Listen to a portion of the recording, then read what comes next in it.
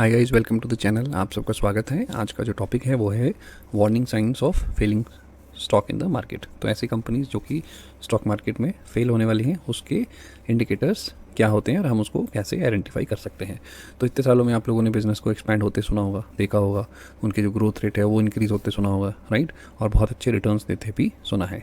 At the same time हमने बहुत सारी ऐसी कंपनीज भी हैं जो डूब गई हैं और उनको एक फेलियर बनते देखा है और इन कंपनीज़ ने इन्वेस्टर्स का सारा पैसा डुबो दिया, राइट। तो ऐसी कंपनीज़ जो कि एक्सपेंड कर रही हैं, जो कंपनीज़ अच्छा कर रही हैं, उनको आइडेंटिफाई करने में टाइम नहीं लगता है। बट जो कंपनीज़ हैं जो कि अच्छा नहीं कर रही हैं या फेल होने वाली हैं या धीरे धीरे फेल हो रही हैं, उनको आइडेंटिफाई करने में काफ़ी टाइम लग जाता है। उनको जब तक एक आम इन्वेस्टर्स को पता चलता है तो वो कंपनीज़ ऑलमोस्ट फेल हो चुकी होती हैं।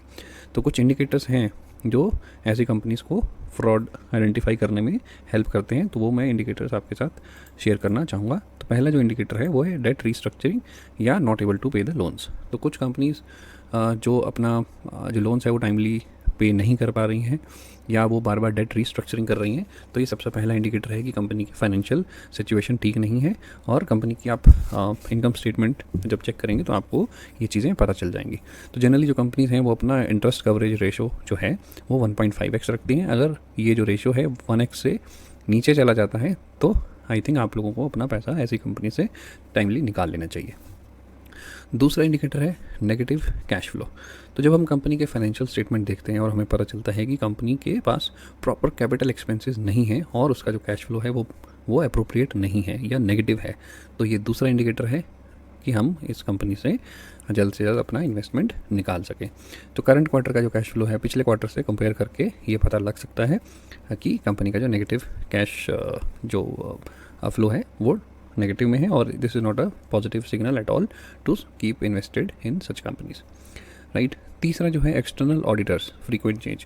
तो आपको पता है जैसे कंपनीज़ अपना एक्सटर्नल ऑडिटर रखती हैं और वो जो ऑडिटर्स हैं वो कंपनी का P&L वगैरह जो है वो सर्टिफाई करती हैं कि यस इस कंपनी के जो भी फाइनेंशियल स्टेटमेंट्स हैं, रिकॉर्ड्स हैं, वो जेन्युइन है।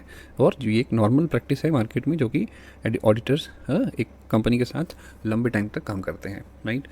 और अगर कंपनी अपने एक्सटर्नल ऑडिटर को अचानक से हटा देती है या फ्रीक्वेंट चेंजेस हो रहे हैं ऑडिटर्स में, तो ये एक तीसरा इंडिकेटर है जो कि हमें ये एक चीज़ बता रहा है कि इस कंपनी में इन्वेस्ट करना या इन्वेस्टेड रहना आपके लिए हानिकारक हो सकता है, राइट। तो एक सबसे बड़ा फ्लैग है उस कंपनी के लिए और उससे आप इन्वेस्टमेंट अपनी हटा सकते हैं, राइट। तीसरा जो है वो है नेगेटिव कस्टमर रिव्यू, राइट। तो जैसे हर क्लाइंट्स के हर कंपनीज़ के कस्टमर्स होते हैं और जैसे हम कोई भी चीज़ लेनी होती है अमेज़ॉन पे लेते हैं, किसी और ऑनलाइन प्लेटफॉर्म पे लेते हैं हम, तो पहले हम रिव्यू चेक करते हैं। तो ऐसे ही जो कंपनीज़ हैं उनके जो कस्टमर्स होते हैं वो भी एक मार्केट में अपना रिव्यू देते हैं उस कंपनीज़ के बारे में। तो अगर कंपनी छोटी है या बड़ी है तो रिव्यू सबके लिए मैटर करते हैं, स्पेशली उनके लिए जो ग्रोथ करने वाली होती हैं। तो अगर रिव्यूज़ नेगेटिव हैं या कंपनी की रेटिंग गिरती जा रही है तो ये एक अनदर इंडिकेटर है कि ये कंपनी आने वाले टाइम में फेल हो सकती है। So you should always look for the companies with excellent customer reviews and that too for a longer time period. Next है हाई एट्रिशन रेट। तो गाइस जो कंपनी जिनका एट्रिशन रेट नॉर्मल इंडस्ट्रीज़ जो practice है अगर उससे ज़्यादा है और आप जैसे ऑब्जर्व करते हैं कि क्वार्टर ऑन क्वार्टर ये बढ़ता जा रहा है, तो ये this is another indicator and you should be cautious about the investment which you have done in this kind of company।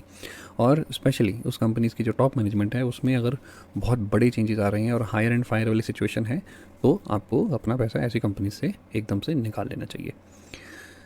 Next जो है sudden inside selling, right. Inside selling means अगर कंपनी के प्रोमोटर स्टॉक्स को open market में बेच रहे हैं तो ये कंपनी के लिए एक नेगेटिव इम्पैक्ट डाल सकती है, क्योंकि कंपनी का जो स्टॉक है वो तेज़ी से गिर सकता है ऐसी सिचुएशन में। बिना किसी रीज़न के अगर स्टॉक्स बेचे जा रहे हैं तो वो एक वार्निंग सिग्नल है आपके लिए। और जो प्रोमोटर जिनके स्टॉक्स गिर भी हैं या प्लेज कर रखे हैं तो वो भी एक हेल्दी साइन नहीं है ऐसी कंपनीज़ में इन्वेस्टमेंट के लिए। तो ऐसी कंपनीज़ में आपको इन्वेस्ट करना अवॉइड करना चाहिए। नेक्स्ट है डिविडेंड्स कट या डिविडेंड स्टॉप। तो कुछ कंपनीज़ हैं जो अपनी डिविडेंड्स पॉलिसीज़ के हिसाब से डिविडेंड नहीं दे रही हैं और या अपने डिविडेंड्स में कटौती कर रही हैं, तो वो भी एक हेल्दी साइन नहीं है।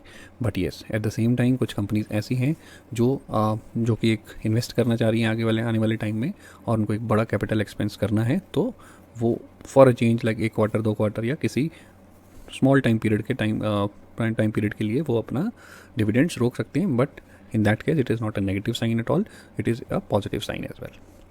तो गाइस नट शेल जो है, कॉर्पोरेट फ्रॉड्स बहुत कॉमन चीज़ है और दिन ब दिन बढ़ रहे हैं, और एक आम इन्वेस्टर को ये सब पता चलने में बहुत टाइम लग जाता है, और जब तक उसको पता चलता है तो वो ऑलरेडी बहुत लेट हो चुकी होती है, they have already miss the train.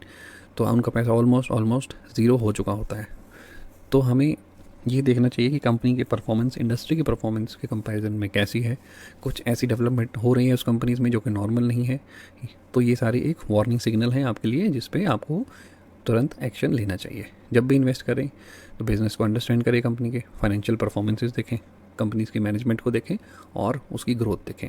Market comparison ज़रूरी है, मार्केट कंपैरिजन में आप उनके पीयर्स कंपनीज से कंपैरिजन कर सकते हैं, और उसके बाद जब आप ये सब क्रॉस चेक करेंगे और आपके सारे आंसर्स उसमें मिल जाएंगे, उसके बाद ही आप इन ऐसी कंपनीज़ में इन्वेस्ट करिए। तो गाइज़ आई होप आपको ये वीडियो अच्छा लगा होगा। प्लीज़ लाइक करिए, कमेंट करिए और शेयर करिए हमारे चैनल को। And thank you for watching this video guys. Take care, bye bye, जय हिंद।